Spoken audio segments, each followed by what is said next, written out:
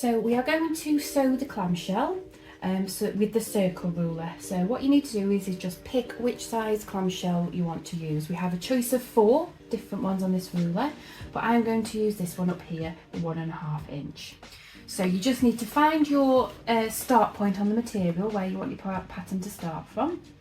You then need to put your foot down and put your ruler down, and then the first thing will be just to sew round that first semicircle.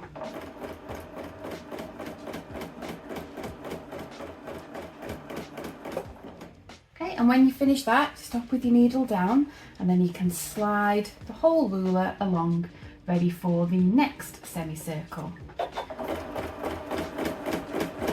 So we continue to do this all the way until you've finished the length of the bottom row. So I'm just going to do a few more here. And as you can see there, I am putting my finger in the channel here because I'm not using this section of the ruler, and I just find that gives me a bit of stability. Okay, so when you get to the last clamshell in your row, you still need to sew the full thing, but then you need to sew back to the middle of it. So that's your starting point for the second row. And you know where the middle is because it's got some scroll lines on this ruler. So if you can see there, I've sewn back to the middle, and this line here, and there's another little line up there that shows the dead centre of the semicircle. So this enables us to line up this pattern perfectly. So then we just move there, and we can see this centre scroll line now. We now want in the centre of the 2 clamshells that you're going to be sewing over the top of. So if you just line that up nicely, and then you just sew. And you just repeat exactly what you did before. Stop with your needle down when you get to the end point, and just slide your ruler along.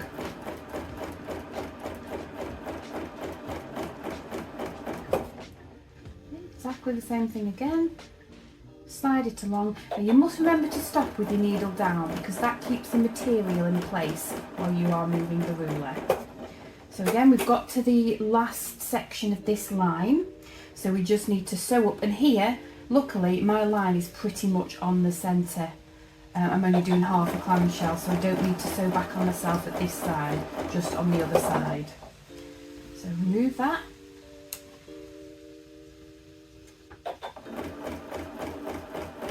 And I will just finish this line and then I'll leave it there. But obviously you can use this pattern if you want to do large sections, or it can also be done for smaller sections. You can tailor it so it can fit your project. And it's very simple and quick to do.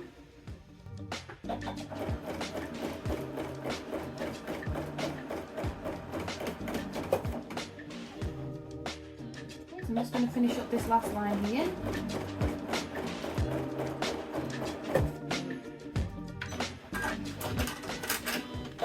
And there you go. And as you can see, you could build that pattern further all the way up, or you could do a thick border all the way around with that pattern. And if you want to, you can make some like detail on it if you want to build the pattern up. So I've just put my needle down there on one of these middle sections here, and then you can just use the shape, change the angle slightly to go back and forth, and then change the angle ever so slightly again, always coming back to that central point, and that just adds on a few little details. So you can build that pattern up to as big or as little as you like, and the sizes as big or as little as you like.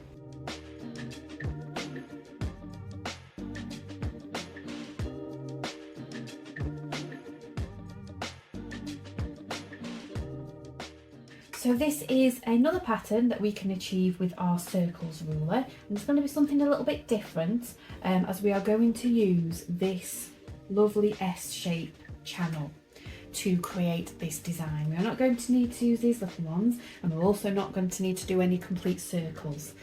So what we need to do first of all is we're going to do from here upwards. What this section is just to make the sort of stem of the shape that we're going to make. So we're going to put our ruler down, needle down, and then we are just going to sew along here. Okay, and I've not even gone all the way, just however long you want your design to be. So now what we're going to do is we're going to use the end sections here to make a nice little leaf shape. So again, just pick whatever size you would like, needle down, and just follow that all the way to the end. And now we need to slide the ruler around so we can find the other half of this. So the key to getting the pattern to match up is what you have just sewn. You want to be in the centre of the channel. So if you can see the pink stitch in there that I've sewn is in the centre of the channel. So when we sew the next bit, this is where the needle's going to end. So it joins the two sides of what we are trying to sew. So let me have a go at doing that.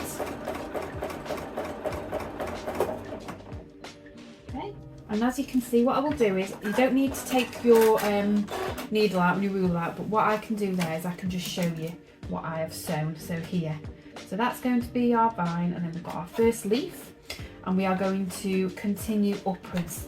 So I'll put it back, I'll put the needle back where it was before, so we can just show you how it can be done in one go.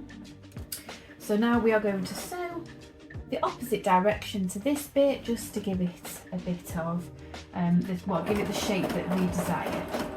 I'm going to sew up here, like so, and then we are going to now, in fact I might sew a little bit further, and then I'm going to make that top bit my first petal. So if you think I've got the top bit there, so I need to use this to match up.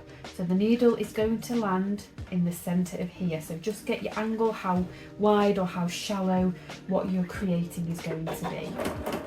So as you can see, this particular ruler, you can do all sorts with it. You can do coveralls, you can do borders, or you can make these individual designs, whatever it is that you're fancying.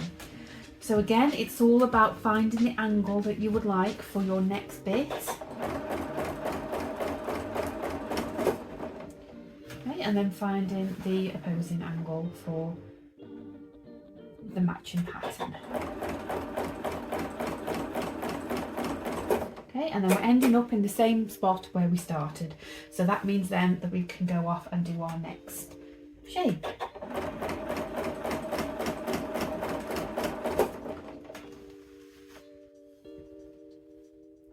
And again, so we know we want to end again in the exact same spot that we started. So we just line up in the centre of the channel where we want our end point to be. And we just sew up until that point.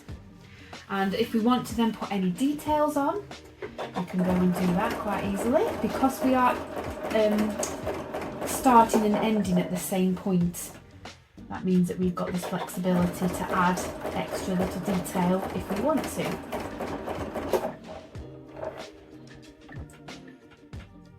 And the curve here gives us the flexibility to do that.